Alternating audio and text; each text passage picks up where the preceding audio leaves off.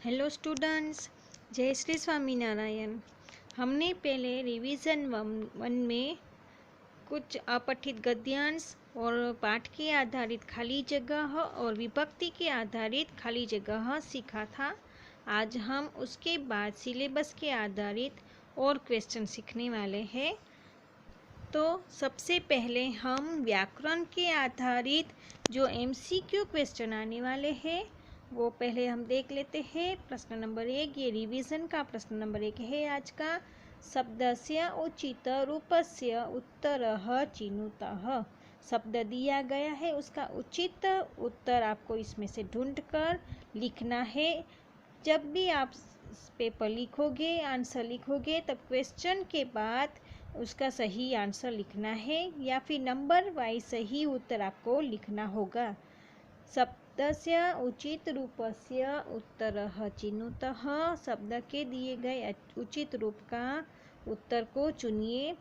बालाभ्याम, बालाभ्याम जो विभक्ति के आधारित रूप दिया गया है तो उसमें पहला है अकारांत चतुर्थी बहुवचन, आकारांत सप्तमी एकवचन, आकारांत चतुर्थी द्विवचनम। शब्द में हमने देखा कि बालकाभ्याम, भ्याम शब्द जो है, भ्याम जो प्रत्यय लगा हुआ है वो तृतीया, चतुर्थी और पंचमी में अकारांत पुल्लिंग, आकारांत स्त्रीलिंग और अकारांत नपुंसकलिंग में सभी में समान लगता है। लेकिन अगर मूल शब्द देखें तो वो है बालक, यानी कि बालक क्या है, अकारांत, इसलिए हमें अकारांत में देखना है। तो अकारांत चतुर्थी बहुवचन, क्योंकि अकारांत सप्तमी एक वचन में बालक के आता है, लेकिन हमें क्या चाहिए, बालकाभ्याम, इसलिए अकारांत चतुर्थी बहुवचन। पहले हमें इसका मूल स्वरूप देखना है कि अकारांत है या आकारांत, फिर विभक्ति के हिसाब से, फिर वचन के हिसाब से देखकर सही उत्तर हमें चुनना है। उसके बाद दूसरा शब्द है मुनि नाम। मुनि नाम यानी कि मूल शब्द है मुनि, यानी कि ईकारांत।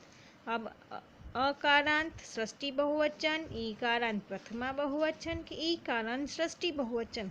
तो हमें पता चला कि मुनि है वो मूल शब्द है, यानी कि ईकारांत है। मुनि नाम वो षष्ठी बहुवचन में आता है, इसलिए ईकारांत षष्ठी बहुवचन उसका सही उत्तर होगा। इस तरह से बालकाभ्याम का सही उत्तर होगा अकारांत चतुर्थी बहुवचन और मुनि नाम का सही उत्तर होगा ईकारांत षष्ठी बहुवचन। तो इस तरह से विभक्ति के आधारित आपके ऐसे इस तरह के प्रश्न आएंगे जिसमें 3 में से सही उत्तर हमको लिखना है। उसके बाद अब है धातु रूपानी के क्वेश्चन, जो 5 क्वेश्चन वो आने वाले हैं और 5 क्वेश्चन विभक्ति के आधारित आने वाले हैं। प्रश्न नंबर 3, खादा वह, खादा वह। अब यहाँ पे प्रत्यय जो लगा हुआ है उसमें देखना है। खाद धातु है, वह प्रत्यय लगा हुआ है, वह यानी कि मी वह मह वर्तमान काल का प्रत्यय है। तो वर्तमान काल में देखते हैं, वर्तमान काल मध्य पुरुष बहुवचन या वर्तमान काल उत्तम पुरुष द्विवचन। तो दोनों में से कौन सा सही है, क्योंकि भविष्य काल में वर्तमान काल के ही प्रत्यय लगाया जाता है लेकिन उसके साथ स्य का प्रयोग होता है।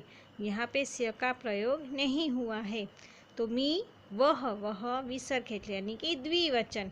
तो वर्तमान काल उत्तम पुरुष द्विवचन उसका सही उत्तर होगा। उसके बाद नंबर 4, अपठः।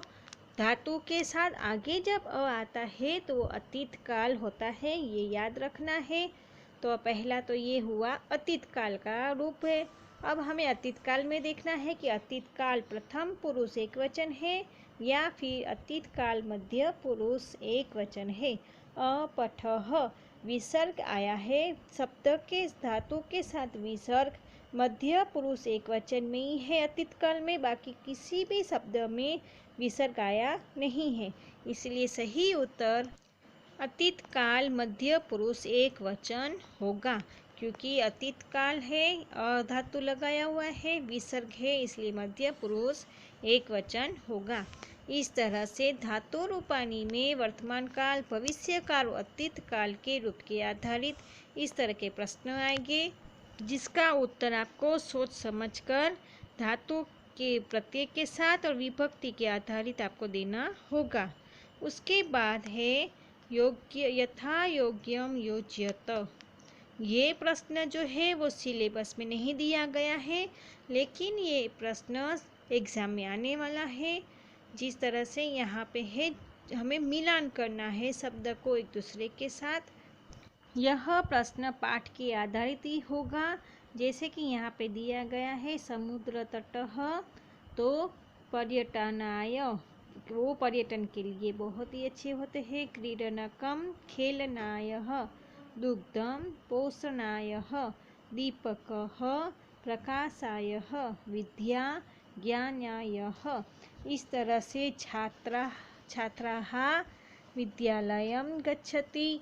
इस तरह के भी आपको पाठ के आधारित ही मिलान करनी होगी। इसलिए पाठ जिसको पढ़कर याद होगा, जो अनुवाद अच्छी तरह से करते होंगे, उन्हों ये मिलान करने का प्रश्न इजी ही यानी कि आसान रहेगा। हमने रिवीजन 1 में विभक्ति के आधारित खाली जगह देखी थी। आज हम पाठ में दिए गए कुछ ऐसी खाली जगह सीखने वाले हैं, जिसके आधारित हम परीक्षा में भी आसानी से खाली जगह का उत्तर दे सकेंगे।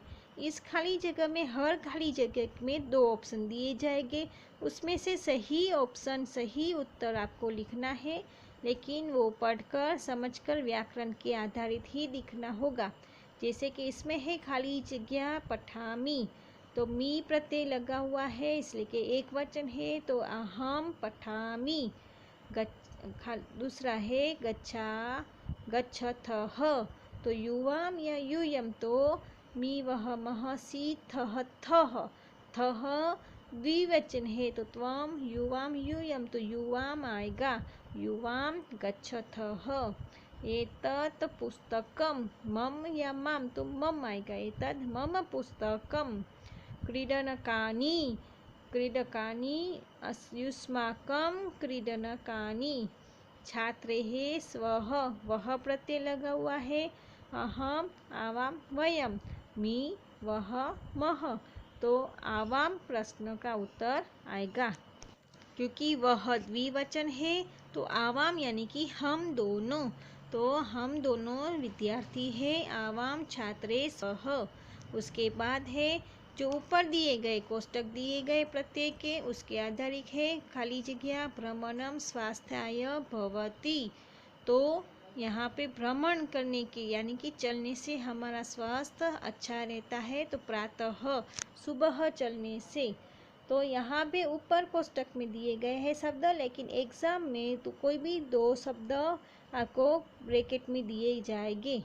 सत्यम वद, सदा सत्यम वद, त्वं मातुल गृहं गमिष्यसि, प्रश्न चिन्ह यानी कि कदा। दिनेशः विद्यालयं गच्छति, अहम खाली जगह तेन सह गच्छामि, अहम अपि तेन सह गच्छामि। खाली जगह विज्ञानस्य युगः अस्ति, अधुना विज्ञानस्य युगः अस्ति। रविवासरः अस्ति, अद्य रविवासरः अस्ति, अद्य यानी कि आज। इस तरह से खाली जगह में प्रत्यय लगाकर हमें प्रश्न के उत्तर यानी कि खाली जगह लिखनी है। उसके बाद दूसरी खाली जगह देखते हैं। खाली जगह पठामि, तो अहम पठामि। खाली जगह गच्छथः, तो यूयम या युवाम, तो युवाम गच्छथः, तुम दोनों जा रहे हो, थः द्विवचन का है, इसलिए यूयाम आएगा। एतत् पुस्तकम, मम पुस्तकम।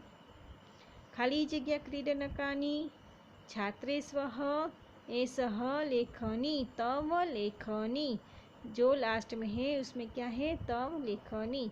इस तरह से आपको खाली जगह भरनी है, सोच समझ कर लिखनी होगी। इस तरह से आपको नोटबुक के अंदर रिवीजन 2 में गद्य 5, 6, 7, 9 के सभी पाठ का, पूरे पाठ का अनुवाद करना है। जितनी खाली जगह है वो सभी लिखनी है, प्रश्न के उत्तर लिखना है।